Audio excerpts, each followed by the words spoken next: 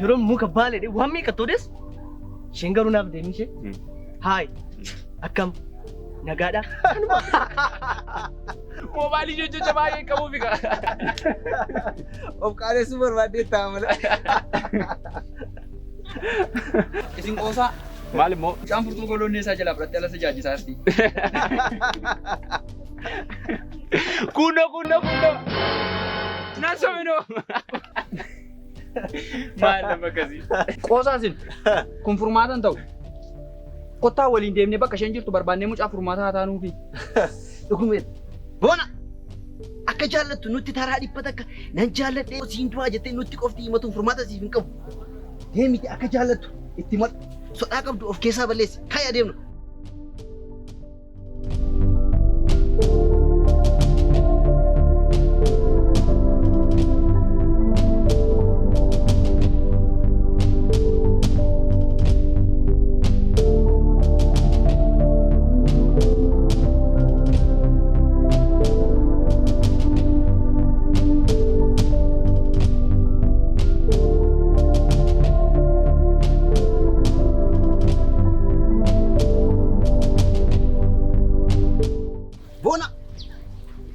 Jaallattu nu qofti itti himatuun kee furmaata kan qabu akka jaallattu dhaqi itti himatu sodaa qabdu balleessi.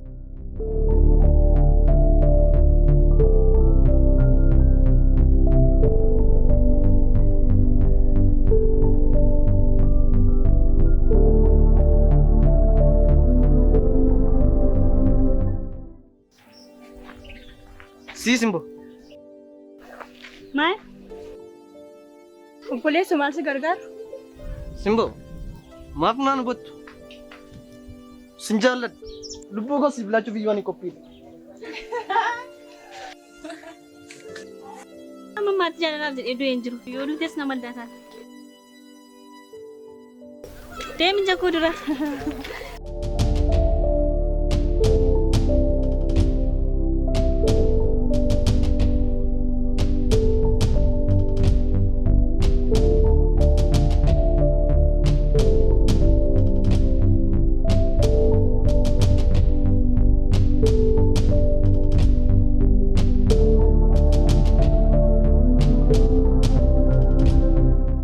Taate boolla dhala. Anumaa hin taane. Mee teessuma sana fudhadhu kottu mi'aas taate.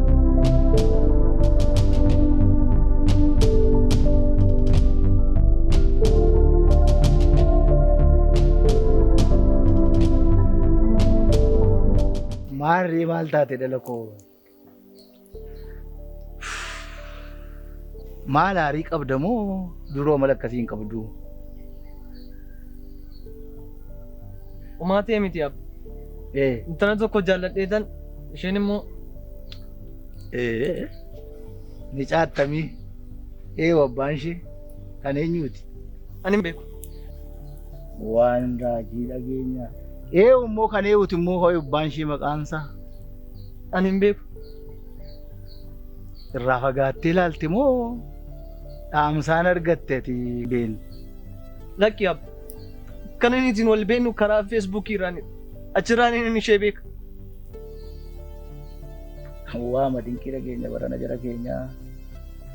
Amma immoo feesbuukiin fuudhuutti kaatanii abbaatuun qoratin maqaatuun qoratin qomootuun qoratin gaa'ilatti seentaa dhala koo. Ilaa aadaa qabna bartee aadaan jiru.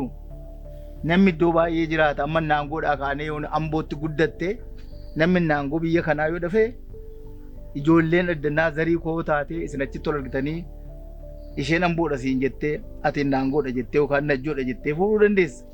Garuu akaakuu lama sadiitti deebitanii qomoo tokko ta'uu dandeessu. Qomoon fuudhu, laaloon fuudhu, naangoon fuudhu, mucoon fuudhu, dongoroon fuudhu kana beektaa?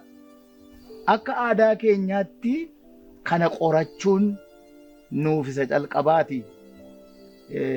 Kanaaf intala immoo isin tolii keessanii jaallata yeroo ammaa kana waan isin gootani amala olii kabaja abbaa beetti kabaja haadhaa beetti hiigalaa waan an jedhu safuu beetti mana guddaa kana yeroo dhuftu jireenya ijoollee dhuftu walitti qabuu dandeessi jettee ergi qoratte booddee akka aadaa keenyaatti jaarsolii ergu.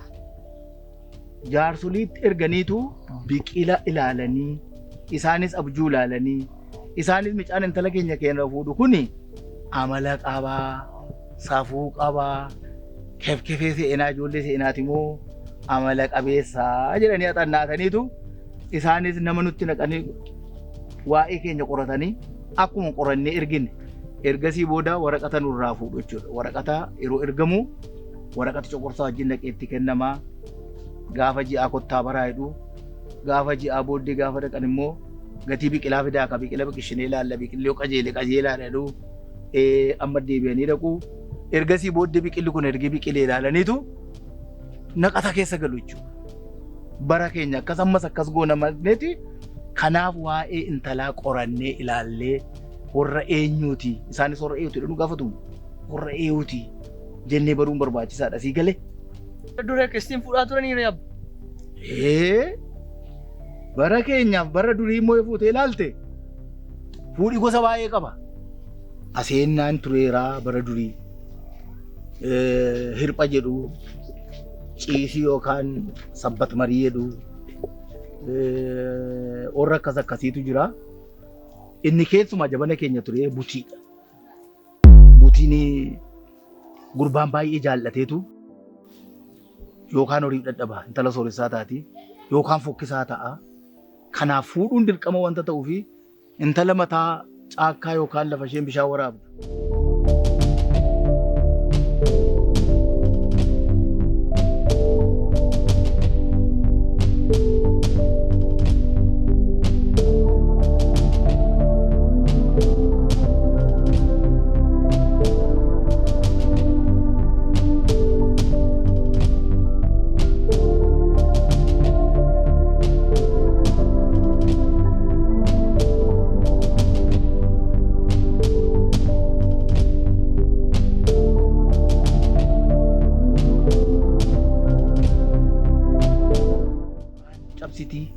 Laga qoraaneetti gaadaa yeroo hundumaa laga isheen nattu eegaa bishaan yeroo kam akka isheen nattu eegaa yookaan immoo gaafuma ximqataa kanayyuu gaadaa gaafa masqalaa sirba masqalaa kanatti gaadaniitu sirba fakkeessanii caccabsanii fuudhu intala namaa.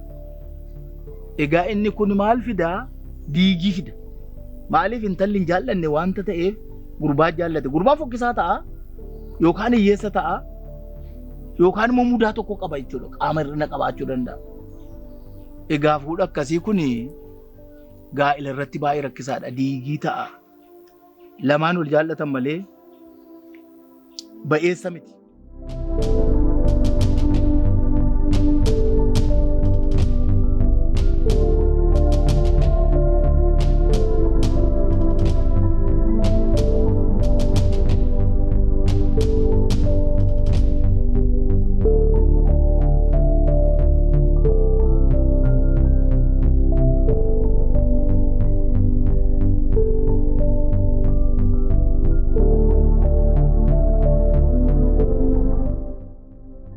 Bultii kana inni guddaan maal beektaa yeroo baay'ee warri intalaa afaan hin arrabsu.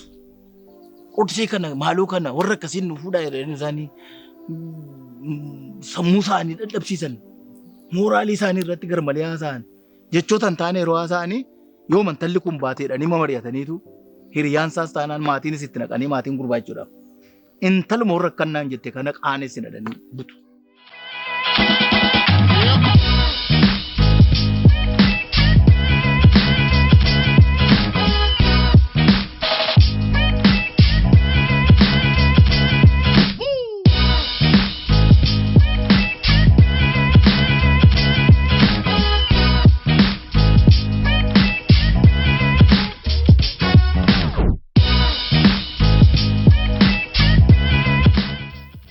Sigaleeraam amma jiruutti kun waliin madaalan dhumarratti ijoolleen kun lamaan walii wajjin jiraachuun isaanii carraan isaanii baay'ee fokkisaa ta'a. Wanta humna ta'eef silas immoo waqqasaniiru yookaan malki isaa gurraacha ta'a yookaan waan adda addaatti hin jedhu jechoota baay'eetu jira. Yoo warri isaanii fa'aa horiyaatu ta'ee maal adda addaa qaba ta'ee waqqasu wanta ta'eef unimmoo inni himnuudhaan akkas godhu jechuudha. Sababa gaa'illi diigamuuf inni tokko butiin kuni jaroonni lamaan waliin jaallatin maatiin lamaan jechuudha. Intalli simutu isheen tuffattu humnaan butiin kuni diigii fida. Amma immoo jaban ammaa kana immoo feesbuukii jettan. Kana dhiisiiti kun diigii fida. Gaa'illi yeroo ammaa kana kan diigii ta'e utuu waliin qoratii wanta wal fuudhaniifi isa keessaa ba'iiti qoradhuuti wal jaalladhaati gaafa sin bisheessanii fiddanuun immoo maatii wajjin bisheessinee sin fuusiyoonaa dhala koo. Sigalee gaafa sabbaaf haadha taatu ijoollees guddiftu biyyaafis eebba taatu nuufis eebba taatu jabaadhu gaanfuree koo. Jabaadhu uman si fuusisaa tokkee koo.